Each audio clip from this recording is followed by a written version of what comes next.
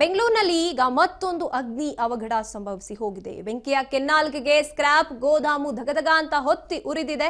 Electronic ಸಿಟಿಯ ನೀಲಾದ್ರಿ ರಸ್ತೆಯಲ್ಲಿ ಇರುವಂತ ಈ ಸ್ಕ್ರಾಪ್ ಗೋದಾಮು ಸುಟ್ಟು ಭಸ್ಮವಾಗಿದೆ.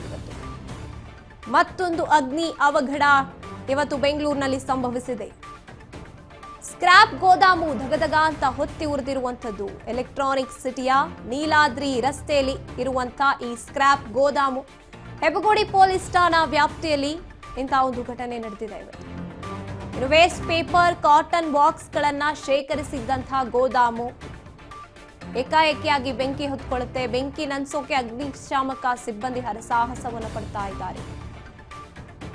ಮತ್ತೊಂದು ಅಗ್ನಿ ಅವಘಡದ ಘಟನೆ ಇವತ್ತು ನಡೆದಿರುವಂಥದ್ದು. ಅಲ್ಲಿ ವೇಸ್ಟ್ ಪೇಪರ್ಸ್, ಕಾಟನ್ ಬಾಕ್ಸಸ್ ಇರುವಂತಹ ಕಾರಣಕ್ಕೆ ಬೆಂಕಿಯ ತೀವ್ರತೆ ಅತಿಯಾಗಿದೆ ಅಂತ ಹೇಳ್ಬೋದು. ಏಕಾಏಕಿ ಹತ್ಕೊಂಡಿರುವಂತಹ ಬೆಂಕಿ, ಅಗ್ನಿಶಾಮಕ ದಳದ ಸಿಬ್ಬಂದಿ ಅಲ್ಲಿಗೆ ಆಗಮಿಸಿದ್ದಾರೆ, ಹರಸಾಹಸ ಪಡ್ತಾ ಇದ್ದಾರೆ ಬೆಂಕಿಯ ತೀವ್ರತೆಯನ್ನ ಕಡಿಮೆ ಮಾಡೋದಕ್ಕೆ, ಬೆಂಕಿಯನ್ನ ನಂದಿಸೋದಕ್ಕೆ. ಹೆಬ್ಬಗೋಡಿ ಪೊಲೀಸ್ ಠಾಣಾ ವ್ಯಾಪ್ತಿಯಲ್ಲಿ ಇರುವಂತಹ ಗೋದಾಮು ನೀಲಾದ್ರಿ ರಸ್ತೆಯಲ್ಲಿ ಬರುತ್ತೆ. ಇದು ವೇಸ್ಟ್ ಪೇಪರ್, ಕಾಟನ್ ಬಾಕ್ಸ್ ಗಳನ್ನ ಶೇಖರಿಸಿ ಇಟ್ಕೊಂಡಿರ್ತಾರೆ ಹೆಚ್ಚಿನದಾಗಿ. ಮತ್ತೊಂದು ಅಗ್ನಿ ಅವಘಡ ಸಂಭವಿಸಿದೆ.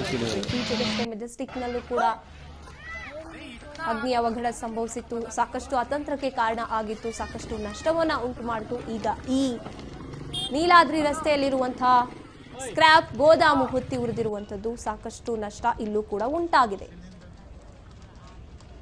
ಹೆಬ್ಬಗೋಡಿ ಪೊಲೀಸ್ ಠಾಣಾ ವ್ಯಾಪ್ತಿಯಲ್ಲಿರುವಂತಹ ಗೋದಾಮು ಇದು.